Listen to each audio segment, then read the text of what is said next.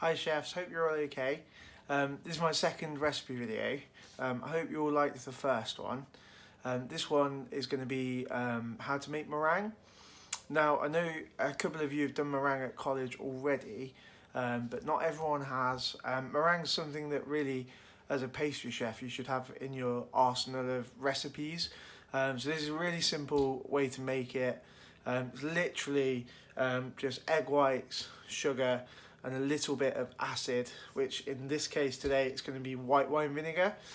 You could use lemon juice if you had some, but mine's white wine vinegar because that's all I have. Using the vinegar is okay, it won't taint the flavour because we literally just add a drop, and that will just help with strengthening the egg whites when we make our meringue, and it'll make them nice and shiny, which is what we want. So before you get started with your recipe, just get yourself a tray with greaseproof on, or some baking paper, or I've got these baking mats like we use at college. Make sure you've got a mixing bowl that's really clean. So I've washed this, and I've also wiped it around with a little bit of my vinegar just to get rid of any grease or any extra dirt, because any grease that's in there will stop your eggs from rising and stop the whip. So it's really important that you make sure this is super clean, super dry, and free of any grease and dirt. I've then also got 3 egg whites, okay? So you need to make sure these are clean egg whites, so no shell in there, no egg yolk in there, because again, any egg yolk that's in there, any fat that's in there, will just stop it from rising. Also, I've got 150 grams of caster sugar weighed out, ready to go as well. My egg yolks, I am going to make a little bit of creme pat as my filling. I'm not going to show you how to do that because you've all done it at college, and also I put a video up a couple of weeks ago of how to do that as well. So I'm going to make that later on, but not record that. Okay, so we'll get started. Okay, so I'm going to add my egg whites into my mixer, and I want to start it on a medium speed, and I want to get to a point where the egg white is almost soapy in consistency, so light bubbles and almost frothy rather than whipped.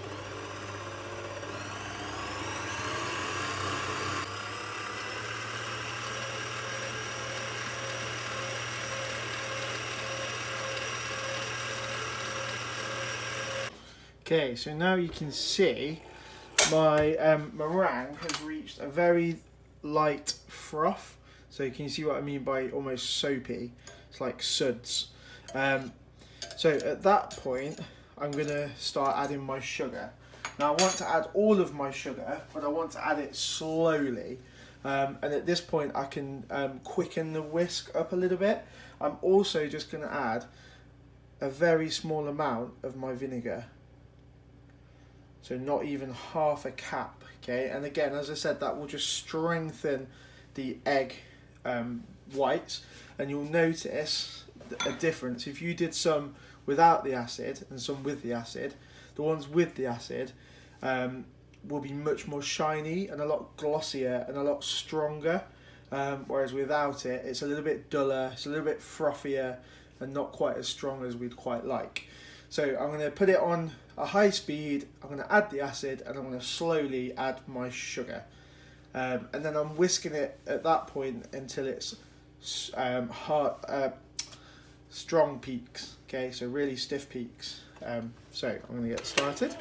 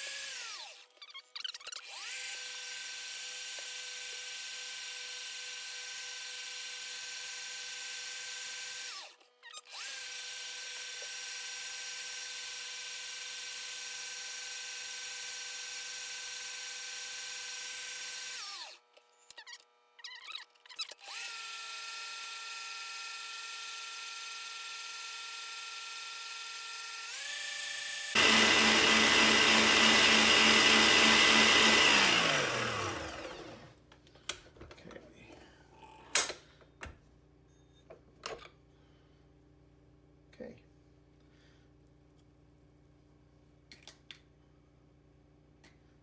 Okay, so now you can see it's nice and stiff, it's nice and glossy, and that's ready to pipe. Okay, so I've got a piping bag with a star nozzle, and I've just half or quarter filled it with my meringue.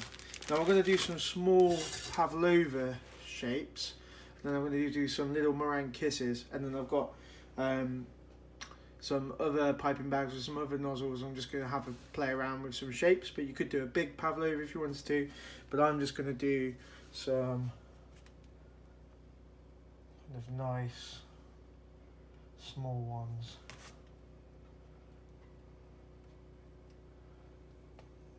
Bit of an air pocket, just like that.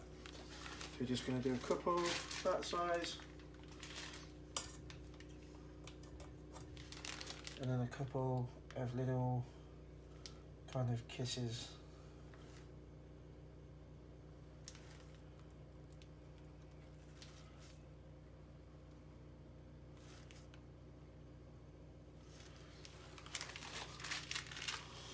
Okay, so I'm then going to move on to a different shape. Okay, so I've now got some a small circle nozzle. If you don't have any piping bags at home, you can just do some freehand with a spoon. Just make a nice kind of big pavlova, or some smaller ones with a spoon or with a ring, or you can make a piping bag out of some greaseproof paper.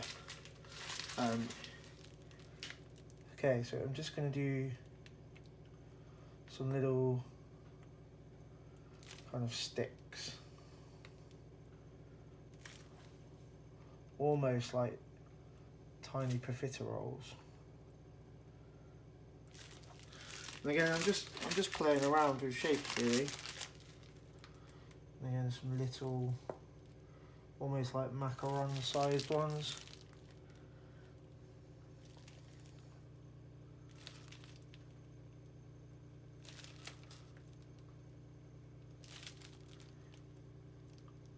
Like that.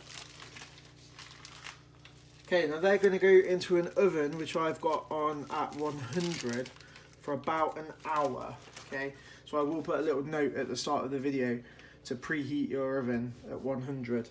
If your oven doesn't go as low as 100, put it on the lowest setting that it goes. We're almost just drying our meringues out as opposed to baking them. But a dry oven at 100 for about an hour.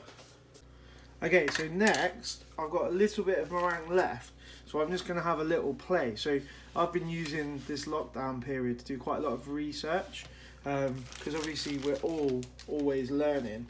So I've got a couple of these silicone moulds that I've had for a little while, and I'm just going to have a practice at doing some different shapes. So with this domed one that I used to use to make marshmallow tea cakes, I'm just going to try and pipe almost like a cup of meringue. I have just put a little bit of oil on just to help them come off at the end. So I'll just put a little bit more on that one. The oil's making them slip a little bit. And then this other one, which is just a little nice shape. I'm just going to pipe some in. Again, just to see how they turn out. It may or may not work. Doesn't matter, I'm only making them for my family. We'll see how it goes. And again, I'm just going to put them in the oven, same oven, 100 for about an hour, and we'll see what happens. I'll let you know how that turns out. Okay, chef, so these had exactly an hour in my oven at 100, and you can see they've baked nicely. They're nice and firm, but they're still quite chewy in the middle. They're nice and white still. They've all kept their shape. Now these, I'm going to show you a little dessert I'm going to plate up in a minute. But things like these would be really nice as a little petit four. So what you could do is, I've got a little bit of melted chocolate here, which I have actually melted, obviously. And all I'm going to do with one of these is just really gently dip each end in the chocolate and just scrape it off.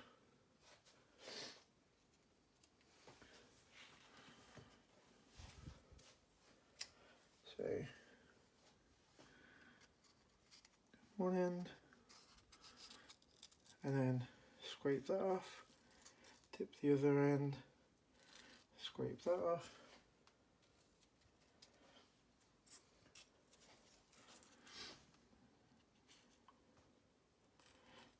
Again, these just make a really nice petit four. You could sprinkle dried fruit on them.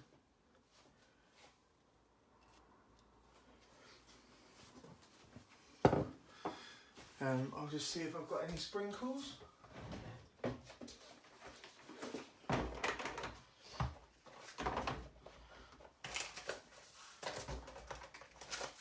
I do, so I've got some of this golden crunch that I could just sprinkle on the ends.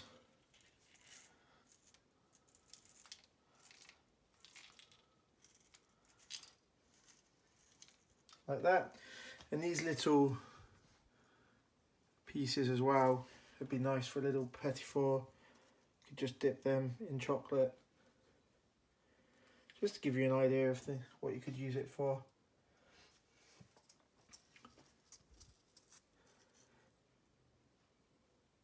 You could dip it in milk or white chocolate as well. I just had some dark chocolate to hand. And then these little kisses, I think they're called kisses. I'm sure one of you would correct me if they weren't. Just like that. And again, you could just put some sprinkles on if you wanted to. Or you could let them set and put some metallic powder on. So that's those ones. And again, I'll show you what we're going to do with these in a minute, how we're going to make them into a dessert. Now, my experiments, which I'm sure you're all excited to see. So these have actually worked out really well. So you see it comes off and it's a nice, almost like little meringue bowl. And this one's come out nicely as well. But I could have done with piping a little bit more. But just, again, just to give you another idea of something we might try. Could then put some berries and cream in there and serve that as a little dessert, which I might have a go at in a minute.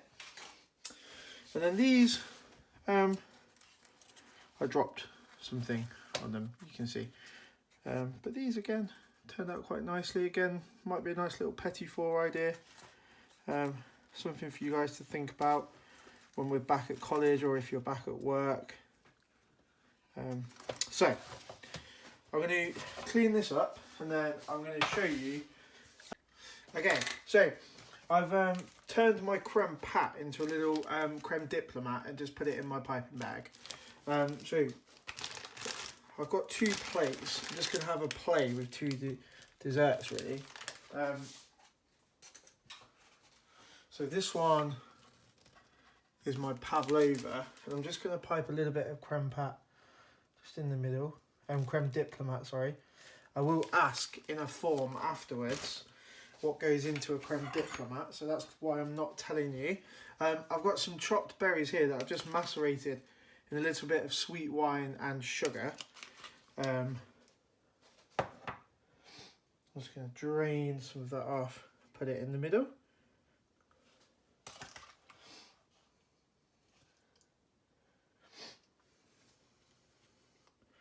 Now obviously I don't have the same things that we have in the restaurant at home. I don't have fancy plates, don't have garnishes. So I'm just going to put a bit of the berry syrup around the plate.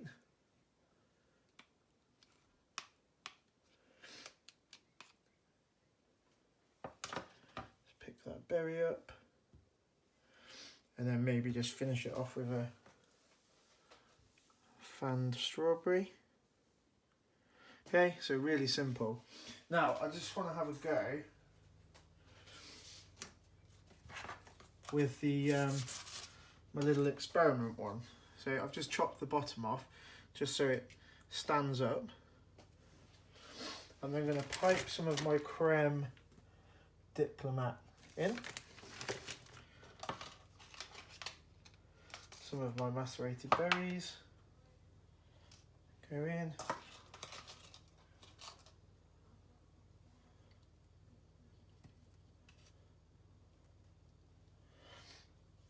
And to be honest, I could just keep it like that. But the idea behind this is to have a little top.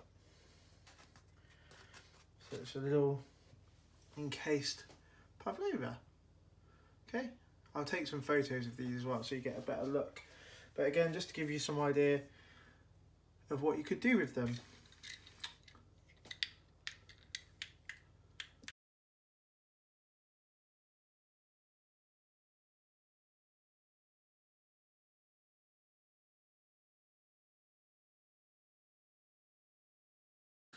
I hope you enjoyed that video, chefs. If you've got any questions or want any further recipes or information, please feel free to email me or contact me on Teams. If you do have a go at the recipe or make any bakes or do any cooking, please do send me pictures or upload them to Padlet. So I've put a Padlet link on our Moodle page that you can upload photos on. But failing that, just email them to me. Be great to see, especially if you do some of the recipes that we're uploading. But I'll speak to you next week.